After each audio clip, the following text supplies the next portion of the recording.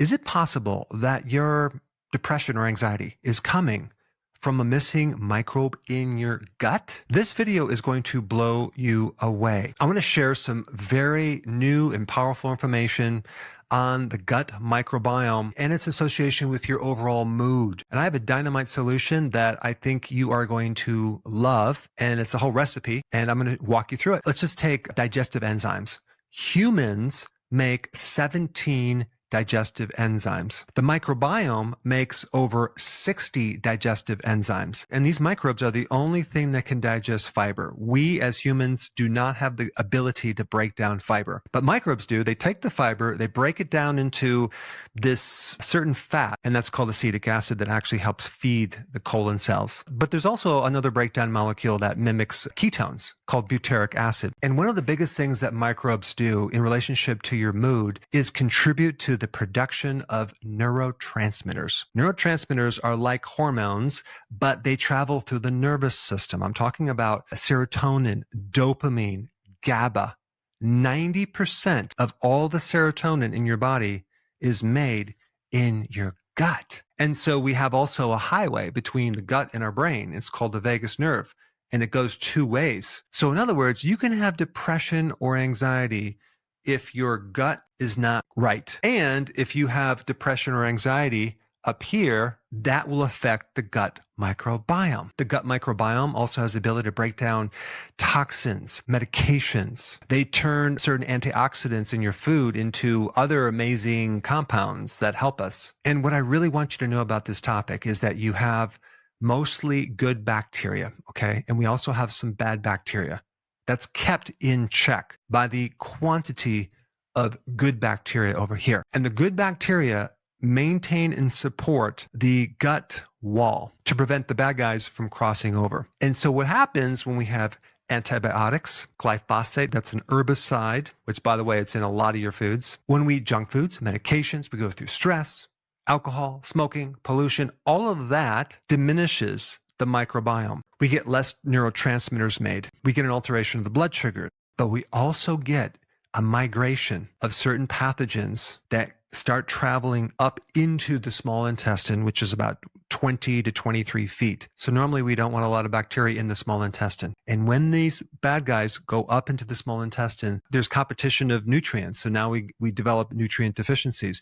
We get small intestinal bacterial overgrowth. And then this leads to more inflammation, leaky gut, allergies, inability to eat certain things. All right, now I want to talk about something very interesting. The doctor who wrote the book Wheat Belly and also a new book called Super Gut, who I'm going to interview shortly, came up with the most amazing protocol where you can actually grow your own probiotics in a certain dairy product. But it's not even a yogurt. It's a super concentrated probiotic that can do tremendous good for your body. Dr. Davis found a way to grow a very specific microbe. And I'm going to share a little bit with you, and then we'll talk to Dr. Davis himself. First of all, this microbe has been highly studied. Quite a few studies relate to how this microbe can lower depression. And also if someone is on an SSRI for a period of time, that's one of the side effects as well. So the good news is that there could be a potential solution for that specific problem. So Dr. Davis talks about this in his book.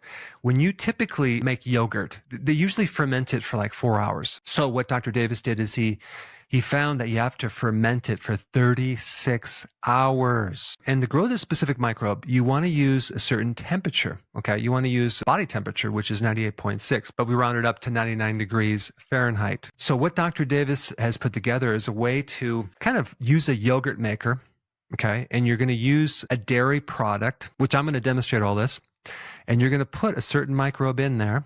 And then you're going to feed it a little fiber, which I'll explain. And then you're just going to leave it at 99 degrees for 36 hours. And you come back and it's going to be a very delicious product. And then he recommends to take a half a cup a day. Now I've been doing this and I've been taking it right before bed.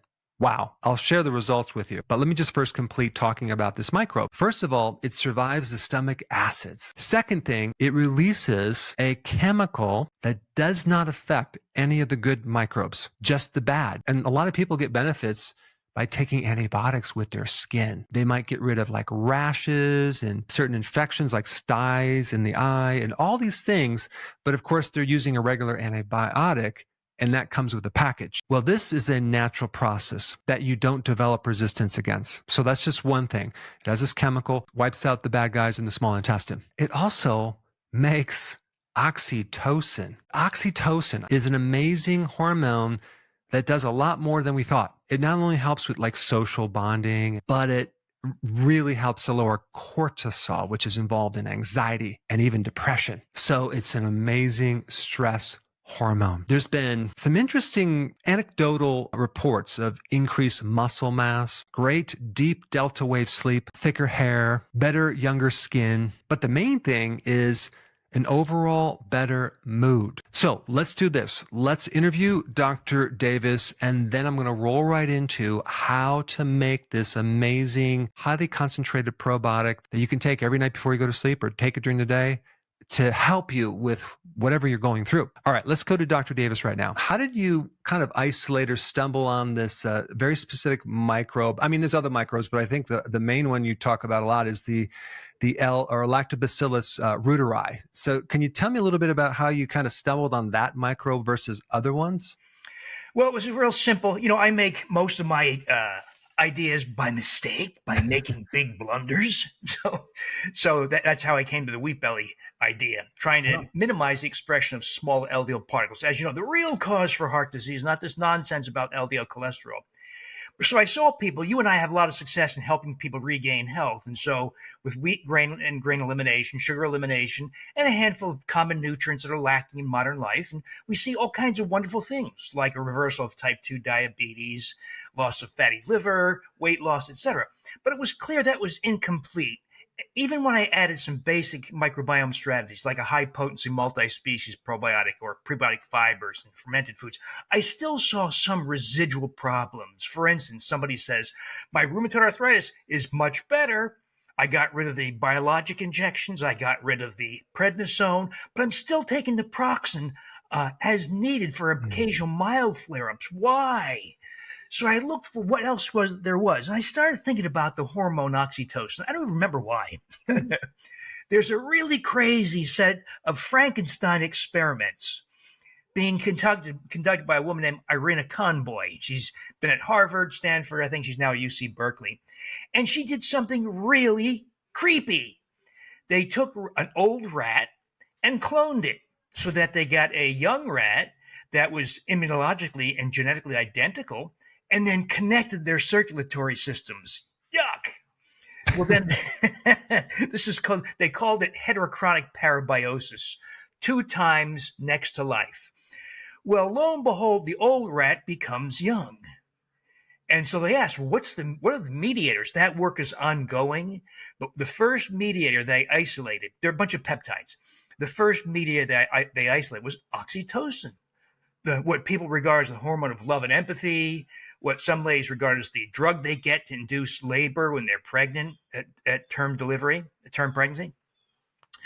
Well, then an MIT group, a cancer group, were exploring the anti-cancer effects of Lactobacillus reuteri, and they discovered all kinds of unexpected effects. The first thing they observed was that their fur, in their words, became rich and luxurious. Wow. So they started doing all kinds of crazy things to these mice, like inflicting wounds in their skin, and watched healing time cut by half. They watched old mice become young again. So, for instance, if you look at muscle that's atrophied in older mice, young muscle cells come back. Their libido, their mating behavior comes back. The immune system is amplified. In other words, it changed. They even did this. They did a crazy study. They gave 2 groups of mice a lousy diet, purposefully, meant to mimic fast food. The mice that got just fast food got fat and old and lost their hair, stopped mating. They got old and died. The mice who got the same crappy diet, but with reuteri, stayed slender, rich fur, mated. They stayed young until death. So this experiment with the mice, I think that was the missing point. They gave them a certain microbe, L. reuteri, because of oxytocin. They wanted to increase it. They did, but they didn't set out to do just that. They kind of stumbled on that. So, like a lot of things I do, a lot of this was by accident. So they wanted to understand, first of all, why that rich, luxuriant fur issue. And it became clear they opened a whole Pandora's box of effects. Well, I got that same microbe. It was available commercially from a Swedish company, but it was available as tablets for infants. So very teensy weensy doses. So I simply reasoned, let's ferment it as something that looks like yogurt, but we're going to ferment it using prolonged fermentation. So Rotary will, as you recall, microbes don't have sex. There's no mommy, daddy, male, female microbe. They just double. So Rotary doubles every 3 hours at human body temperature. So I made yogurt. It's not yogurt, of course. It looks and smells like yogurt, but I used prolonged fermentation. I allowed 12 doublings. I performed something called flow cytometry, just a way to count microbes.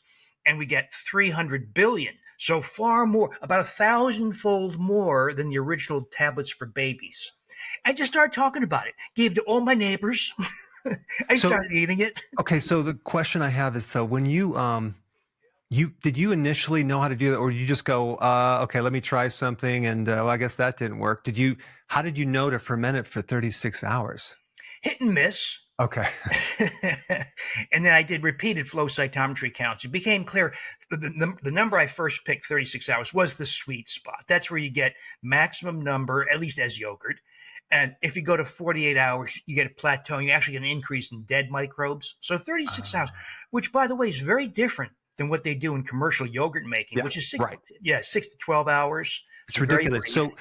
I guess the reason, at first, did you think, well, I think we'll just take this microbe as a supplement, right? Were you thinking at first, like, oh, we'll just take it and it'll work just by taking it? You can, but the quantity of in the original product, which called BioGaia Gastrus, GASTRUS, the infant tablets. So when you take it, nothing happens. When I called the company, I talked to the exec. I said, "Hey, I'm playing with your tablets making yogurt." They said, "You can't. No one's ever made yogurt from it." And they said, "We don't know anything about that MIT nonsense. Don't call us again." They essentially shut it all down. So I said, "Okay, fine." So I made the yogurt. And now we have thousands and thousands of people doing it. And the crazy thing is, so as elegant as that MIT work was, we're learning new lessons, both from human experience and some limited efforts in clinical trials. We're seeing all kinds of things happen. But you know what? As you know, usually when you see stuff happen in mice, it's usually not corroborated in humans. It falls apart. In this instance, to my great surprise, everything seen in mice has proven true in humans. Wow. So we see a restoration of youthful musculature, an increase in strength. Older guys over 50, get about a 50% rise in testosterone. Older ladies get a restoration of vaginal moisture and sensation. There's an increase in libido, which leads to some very embarrassing stories. There is a presumptive increase in the immune responses. People seem to get better faster. There's an acceleration of healing from minor wounds. And I tell this to ladies. I'm sure your audience is a lot like mine. My audience is 87% female. And they all say this to me, incredibly. They say, "Oh, we don't care about muscle and the immune response. We just want better skin." I said, "What?" All right, fine. So I did a little clinical trial on ladies, big ladies. I said, don't change your diet. Don't change your exercise program. Just take these. That was Rotary. I added some other things to amplify the skin effects. Collagen peptides, hyaluronic acid, and the carotenoid astaxanthin. And we did high-resolution skin ultrasound, and we showed a big increase in dermal thickness. Ladies are thrilled because they lose their crow's feet and their smile lines, blah, blah, blah. Wow. But I happen to measure the waist circumference. It's free. You and I don't have the budget of pharma. We don't have billions of dollars to spend. We have maybe tens or hundreds of thousands of dollars to spend in our clinical trials. So I measured waist circumference. It's free. And to my great surprise, this was Christmas Eve, I get the waist circumference. I said, no way. They lost a huge amount of waist circumference, up to 8.5 inches. No change in diet. Even more remarkably, they didn't lose weight. Well, how can that be? Well, I think consistent with the animal evidence and what I'm seeing anecdotally play out in thousands of people is you lose abdominal fat, but you restore youthful muscle. We're seeing that play out. So I think what I stumbled on by accident This is is a huge. way to shift body composition. The complete opposite, by the way, of these garbage GLP-1 agonist drugs Yeah. that, of course, Remember. cause huge loss of muscle, guarantees weight regain. So a person Right. has a choice: stop the drug and see your health deteriorate when you regain all the weight as fat, or stay on the drug forever and be held hostage by the pharmaceutical industries. So I think even yeah. one of your videos you mentioned you personally gained how much muscle mass? So in my 60s, I gained about 13 pounds of muscle, and fit my strength increased by 50%. Uh, and you know, I mentioned to you in emails, I hate going to the gym. I can't stand it. Right. So I go 15 minutes on a busy week. I go 15 minutes once a week. And I haven't been to the gym in 5 months, by the way, but I do other things. But so that's what I'm seeing. Now, I don't know if that happens to everybody. I do see ladies, they get mad at me. They say, hey, I'm doing your program in the Rotary and I gained 8 pounds. I asked them, Mm. have you looked in the mirror? Have you measured your waist? They said, well, yeah, my waist is smaller. My shoulders are Mm. firmer. My thighs and buttocks and neck are firmer. So presumptive, we got to do this more formally, like do a DEXA study or something like that to formally quantify the shift in muscle and all that business. But, all we're doing though, right, is replacing things that you should have had in your body all along. Yeah. Everyone's supposed to. So I just wanted to stop at that one point. Okay. So this microbe, obviously, we were supposed to have it initially, and I'm guessing some past antibiotic wiped it out, or bad food, or something. And I think you mentioned even in your book or another video that what percentage of the population just doesn't have this microbe anymore? About 96%. Gosh. So it is very susceptible, as are many lactobacilli, to common antibiotics. So if you took amoxicillin 30 years ago for an upper respiratory infection, wiped out all your Rotary. What's so fascinating about that is if we sequence the microbiomes of somebody living in the highlands of New Guinea or the Brazilian rainforest and the Amazon, people unexposed to antibiotics, etc., they all have Rotary. They all have it. If we Wow. sequence wild mammals like deer or giraffes or lions, they all have Rotary, suggesting it's necessary for mammalian health. It's us who've lost it. The original discoverer, Dr. Gerhard Reuter, said it was everywhere in the 1960s. He got it from the breast milk of a German breastfeeding mom, and he found it in stool and other body fluids. Over his 40-year academic career, he found it increasingly difficult to find it. It started to disappear. And since then, that's been corroborated. It's virtually disappeared from the human microbiome. And I think that's why we're seeing such over-the-top effects, restoring something people have lost and doing so at very high counts. Wow. So then what happens, you lose this microbe, which also, by the way, tends to protect against small intestinal bacterial overgrowth, right? It does a lot of things in the small intestine too.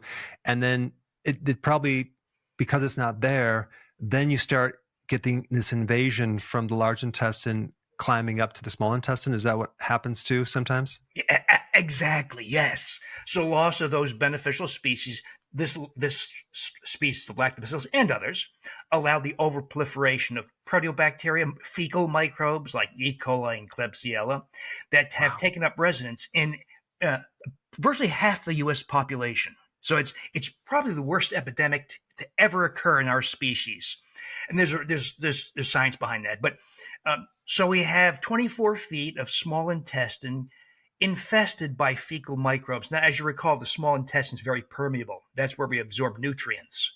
So when those microbes that live and die over just a period of a few hours, they don't live very long, they release some of the components of their cell wall, such as the endotoxin component. And that gains access to your bloodstream. That's called endotoxemia, of course, and that is a major driver of weight gain, dementia. It's probably one of the most important factors causing multiple forms of cancer, type 2 diabetes, cognitive impairment. So in other words, it's going to cause us to reconsider virtually all human disease in light of the contribution, initiation, or exacerbation of endotoxemia. Now, So just on the topic of endotoxemia, so there's somehow some of these bad microbes, these pathogens, they either leak off or release something negative about that then forms this infection that gets into the bloodstream that starts creating a cascade of bad effects. Yes. So, people have suspected this issue of gut leak for many decades, Yeah. but it finally got corroborated by Patrice Canny and his Belgian group in 2007, and since corroborated numerous times since. It is a major driver. It terrifies me to think how we didn't know about this thing. Mm. The great thing about rotari is, so most microbes colonize the colon only. Right. The large intestine. Yeah. Mhm. The rotari colonize the 24 feet of small intestine and the colon, where Wow. it takes up residence and does something wonderful. It produces what are called bacteriocins, natural antibiotics effective against fecal microbes. So the loss of rotari Mm. probably was a big part of the reason why this happened, and restoring rotari is a big part of the solution to correct that problem. So we're seeing SIBO recede via normalization of breath hydrogen gas, Mm. with restoration of Lactobacillus rotari, but I've combined it with Lactobacillus gasseri because that's another big bacteriocin producer and small intestinal colonizer. And then we've thrown in a strain of Bacillus subtilis or subtilis because of its extraordinary bacteriocin. And so far, making yogurt out of those three, we get about 90% normalization of breath hydrogen gas and all the wonderful effects that accompany that. Weight loss plateaus are broken, hemoglobin A1C finally goes below 5. All that kind of great stuff happens just by restoring these keystone, what I think are keystone microbes, via something that looks and smells like yogurt. And also your sleep, right? And I'm a chronic insomniac. Terrible. for decades. With rotari, I sleep wonderfully. Not everybody gets that. Maybe half the people get that. And by the way, there are some other microbes that have magnificent effects on sleep. Another one is Lactobacillus casei shirota strain. That's available as this goofy little product called Yakult. It's an awful little product. It's skim milk and sugar, but it's a good source of that microbe. And Mm. so, as a chronic insomniac, I take the rotari, sleeping 8-9 hours straight through rare awakenings. I add the KCI Shirota as yogurt, and I sleep 12 hours a night. I had to stop it because it was so overwhelming. That it varies among people, but and these are effects not yet described in the scientific literature. So because we're experiencing it on a large scale. You stumbled on something that's so fascinating to me because I'm into the farming and the soil and the microbes. But this is all human body stuff. I definitely want to stay connected and keep picking your brain. But so there's a book that I highly recommend everyone go out and get. It's Super Gut. And also, I'm going to put your website down below. And you also have a course. I'll put some information about what the specific microbe that you recommend, because there's different strains. And you figured out the right strains, so that's going to be really key to get that. I'll put that link down below. But wow, this is huge. I'm so interested in this topic. I'm just blown away. But anyway, I wanted to just pull you on and not take too much of your time. But I want to thank you for that data, and also I'll just going to roll right into next how to make this if someone wants to make it, and if they want details, they can go to your blog site. How about that? Terrific. Yeah. One of my interests is this is all happening, right? Yeah. At a time of record social isolation, Right. divorce, suicide is at record levels, 36% increase between 2000 and 2020. And I did not know this. The psychology community has been formally measuring and tabulating the rise of narcissistic behavior. Mm. And that curve looks like this 45-degree Wow. incline. So now we have a way, perhaps, we can't address all social ills, of course, with yogurt, but perhaps we can have an impact because Yeah. of the restoration. What I'm seeing is a restoration of the intensity of love and affection for other people, Wow. desire for human companionship, increase in generosity, and acceptance of other people's opinions. So that's my goal in doing all this. I think we can change human behavior in a good way. I can get behind that. That's awesome. Well done. Thank you so much. Thank you. So this is very simple how we make this. We're going to take the probiotic, 1 capsule, and then we will open it up. And then we're going to take inulin. This is a tablespoon.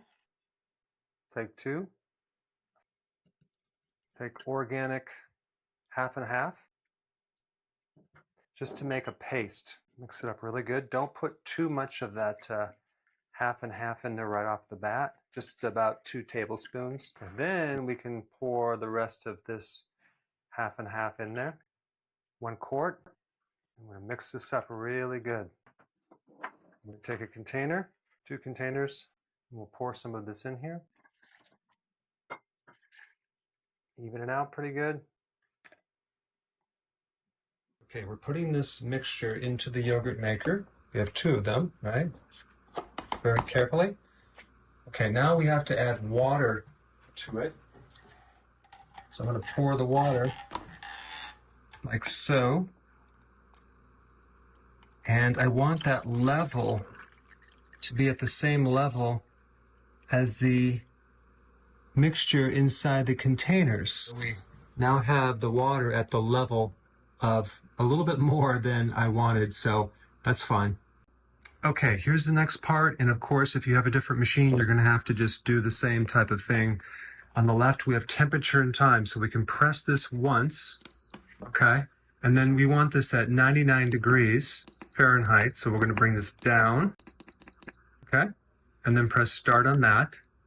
And then now what we're going to do, we have 8 hours, we're going to go up to 36 hours, okay, and then we press start again, and guess what, we're done. We're going to put the top on it, and then we're going to wait for 36 hours, and then after that's done, we are going to then put it in the refrigerator for storage. Okay, we're pulling it out of the refrigerator after 36 hours and leaving it in the refrigerator for a couple hours to cool down.